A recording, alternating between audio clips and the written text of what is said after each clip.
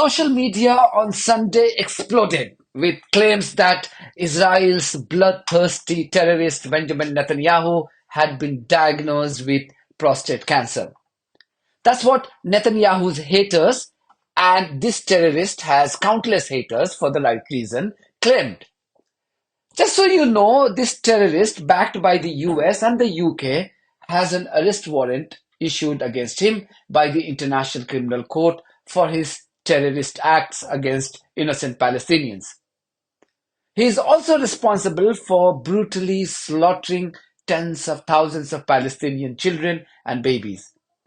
So his haters claimed on Sunday that Netanyahu had been diagnosed with stage 3 cancer. But news agency AP, Associated Press, quoted the terrorist's office as saying that the man currently wanted by the ICC for crimes against humanity had been diagnosed with a urinary tract infection stemming from a benign enlargement of his prostate, adding that this was not cancerous. Let's bring you some breaking news now. Israel's Prime Minister Benjamin Netanyahu is to undergo surgery in hospital tomorrow to have his prostate removed. His office released a statement in the past few minutes saying he was diagnosed with a urinary tract infection resulting from a benign prostate enlargement. So that breaking news that the Israeli Prime Minister Benjamin Netanyahu will undergo surgery tomorrow to have his prostate removed. Anyway, Netanyahu was expected to undergo surgery today to have his prostate removed. Not many people know that he is suffering from multiple serious health conditions. Last year, he fainted due to heart conditions, prompting his staff to rush him to hospital.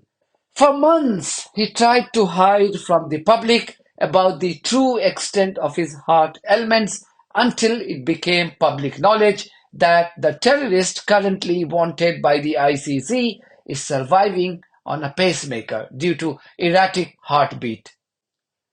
Staff at Sheba Medical Center in Israel had later revealed that this Israeli terrorist had for years experienced a condition that could cause irregular heartbeats.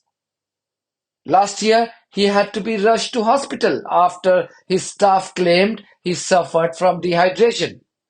He also underwent a hernia operation earlier this year.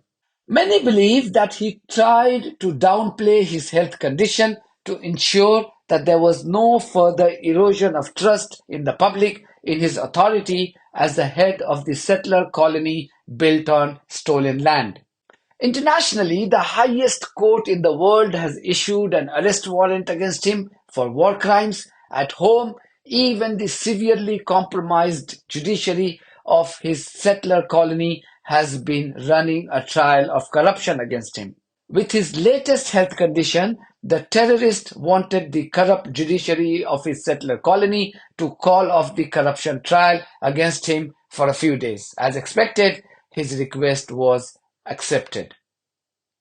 Netanyahu's actions against Palestinians in the last 15 months have conclusively established that the terrorist himself was a cancer. So what could cancer do to him when he himself was a cancer? For what he has done to hundreds of thousands of innocent Palestinians, he deserves the worst punishment in the world. The man is a danger and disgrace to humanity. He must face the consequences for his crimes against humanity.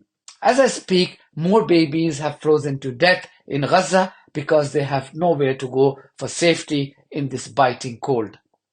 The West and their propaganda outlets such as the BBC, CNN, New York Times and Guardian have always been quick to invoke humanity and the rule of law nonsense in the case of the Russia-Ukraine conflict, or when a lunatic kills a few people in Germany. But the same West has enthusiastically supplied lethal weapons to Israel to commit the worst crimes against humanity in history. And these Western propaganda outlets have acted as cheerleaders for Israel's genocidal campaign. Officially, only 45,000 people may have been killed by Israeli terrorists, but the actual number of those slaughtered by Zionists could easily exceed 200,000.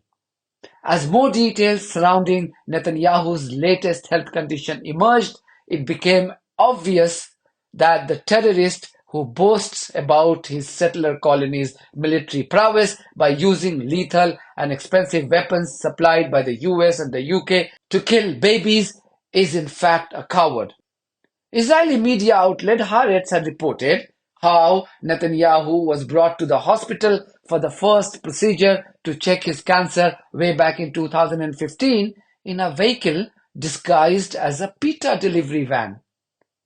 Then he was taken in a pest control van for the second procedure with guards dressed up as exterminators.